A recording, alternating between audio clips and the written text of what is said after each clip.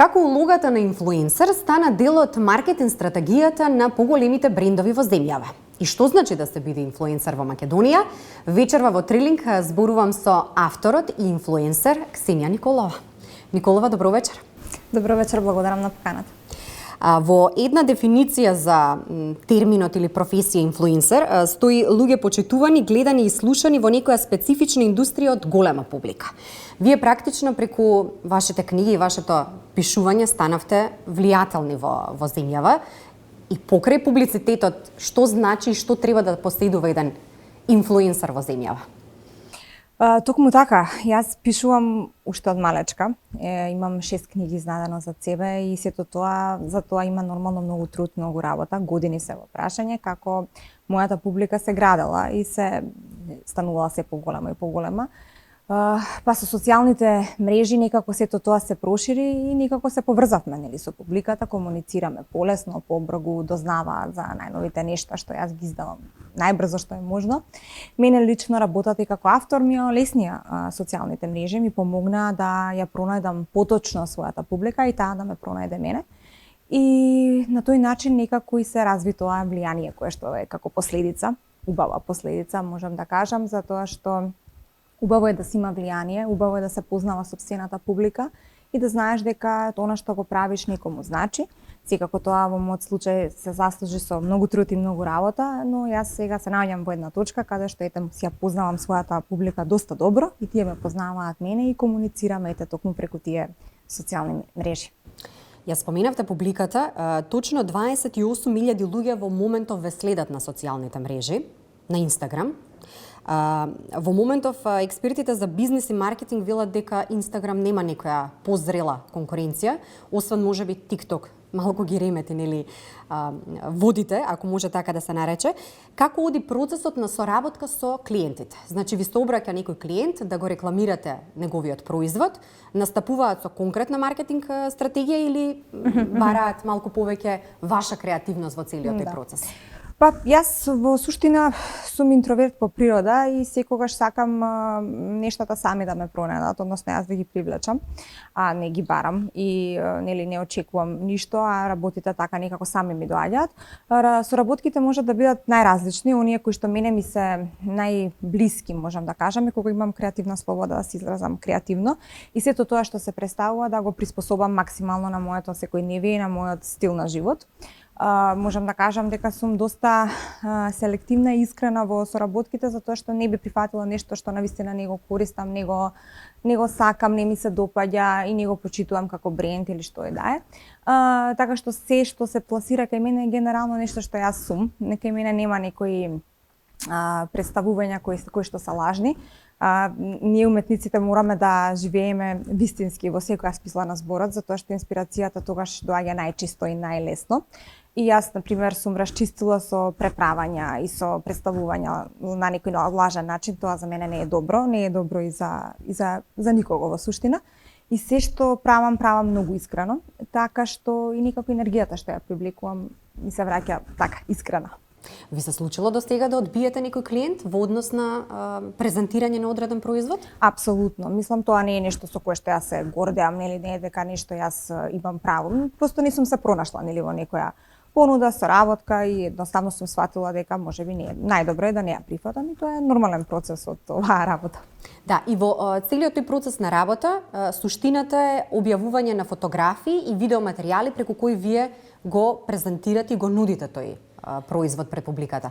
Што повеќе продава? Фотографијата или оној видеоматеријал во кој што вие кажувате искуство околу користењето на производот? Така, па што знам, во мојот случај, јас зборувам нели за себе, мојата публика ме познава мене и сака јас кога и се обраќам на публиката, кога си муабетиме, кога си го раскажувам своето искуство, така што кај мене најмногу тоа функционира, јас така го представувам и своето секојдневие и својот живот, па и соработките низ некоја искрен муабет, искрено препорачување, не се тоа некогаш онака налицкани фотографии во смисла да изгледа визуелно кој знае како, повеќе е пораката што ја праќам, кај мене пораката најмногу и се препознава, затоа што нели и пишувањето пред се е причина зашто мене луѓето ме следат, така што на некој така уметнички емотивен, суптилен начин. А во однос на материјалот кој што се споделува, работите сама или имате тим кој што го создава истиот? Па низ годините, да бидам искрена, доста време работев сама, но потоа во една точка просто стана малку потешко, затоа што нормално со работките се нижат, јас и други работи работам паралелно и едноставно ми требаше некој малку да ми подпомогне и креативно и со реализација на видеата и на фотографиите. И среќна сум што соработувам со една девојка, Ана се вика, и сме баш супер тим. Таа ми помага за некои реализации што ги имаме, кампањи, сликања, видеа. Доста е креативна, слични сме со енергија и заедно си работиме. Инфлуенсерите од соседна Србија, ќе ги земам како пример, велат дека 99% од нив живеат од оваа професија. Може да се живее од инфлуенсерство во земјава? Вие, чинам, имате и други извори на... Да, јас имам повеќе работи и живеам од сите тие работи, но пак ќе кажам, ако си уметник во оваа земја, на секој уметник му е познато факторот време. И што значи тоа да како да кажам, да се заслужи своето место под сонцето и да почнат луѓето да те сваќаат сериозно, па и да заработуваш од тоа што најмногу го сакаш. Тоа во Македонија е многу тешко и затоа многу луѓе се откажуваат од уметноста или работат нешто друго паралелно, се откажале од музика, од многу работи. Така што мене ми требаше многу време да почнам да заработувам од пишувањето пред се, да почнат ете книгите да ми се преведат на други јазици, па потоа и за овие сите работи. Така што јас бев трпелива, ајде така да кажам, ништо од ова не се случи преку ноќ и ништо не се случува преку ноќ, според мене што би останало и би траело на долги стази. Некако се остава впечаток дека последниве 2 до 3 години, особено во оној период на короната, порасна бројот на инфлуенсери, блогери во земјава па и во регионот, па речи си да нема успешна продажба без добар инфлуенсер. Што значи, Ксенија, да се биде постојано во фокус на вниманието? Чувствувате ли некогаш, да речеме, некаков притисок од тоа да си постојано пред очите на јавноста? Па јас искрено не, затоа што јас не се чувствувам дека сум пред очите на јавноста. Мојот приватен живот не е пред очите на јавноста. Јас пак ќе кажам сум доста голем интроверт и јас некои работи ги споделувам, но за мојот приватен живот и многу малку се знае на социјалните медиуми. Но поголем дел од вашето секојдневие е базирано на социјалните мрежи. Да, но она што јас го правам, каде одам, тоа да, меѓутоа оние некои мои лични работи јас си ги задржувам за себе и успешно мислам дека тоа го правам. Што се однесува за дека се расте бројот на инфлуенсери, се разбира дека расте, затоа што ова станува популарна работа. Многу ми намисла дека е лесна работа, многу ми намисла дека се станува инфлуенсер или блогер преку ноќ и дека секој може тоа да го работи.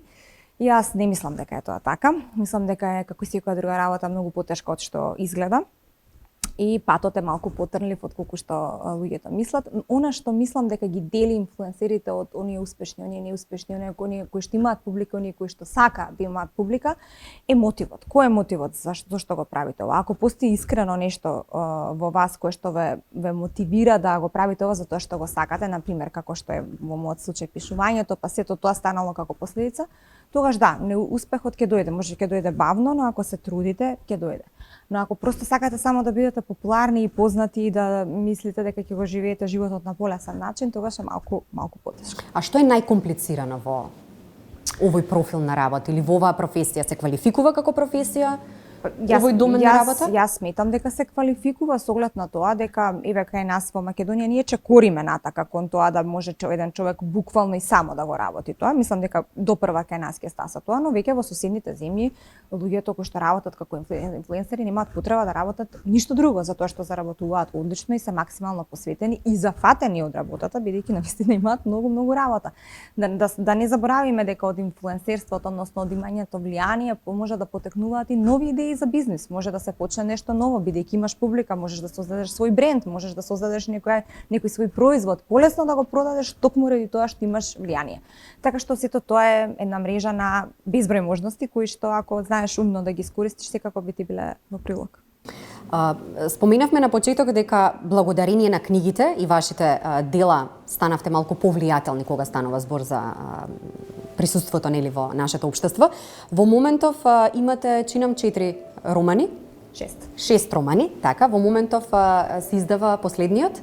Во моментов се подготвува најновиот, не е последен, така што се Билам последен во низата сега. Најновиот. Ќе видиме, моментално сме во подготовка, мислам завршен романот. Пред се тој роман ја го подготвував 2 години, така што баш доста труд се вложи во истиот. Тој е романот кој што се случи откако дел од моите книги се преведоа на англиски, на руски, на бугарски, така што малку имав веќе поголема одговорност во смисла се предизвикав себе си и реков окей, можеби е сега време да направам неколку скалила напред и да се осмелам да направам нешто уште посериозно за мене, за моите очекувања како уметник. Па ќе видиме. Јас не сакам многу да зборувам за нештата пред да се случат, но наскоро во наредниот период очекувам дека ќе имаме повеќе детали околу овој нов роман. Практично и на почетокот споменавме дека преку вашите дела вие всушност стекнувате малку поголема влијание во општеството. Ваши дела се преведени и на странски јазици, односно за странските книжевни пазари. Кажете ми нешто повеќе околу ова соработка, колку таа интернационална, наречеме, тој интернационален скок ви помага во вашата кариера? Па секако дека тоа беше една голема моја желба за која што се надевав дека еден ден ќе ми се исполни. И се исполни во последните 2 години се преведоа 2 книги на англиски јазик, едно дело на руски и едно дело на бугарски јазик. Така што навистина беше едно преубаво искуство кое што се уште трае, се уште тоа се нови пазари, нови читатели, различни стилови, така што е навистина интересно да се види како луѓето од другите земји реагираат на тоа што јас сум го напишала. И секако тука се плетат нови можности, нови соработки, нов начин на размислување. Јас многу научив во изминативе 2 години за тоа како сакам понатака да чекорам како автор и што треба следно да представам во смисла нешто што ме инспирира и секако инспирацијата доаѓа од сите овие нови искуства. Така што јас сум навистина благодарна што така животот ми отвара патишта кои што оддавна сум ги посакувала.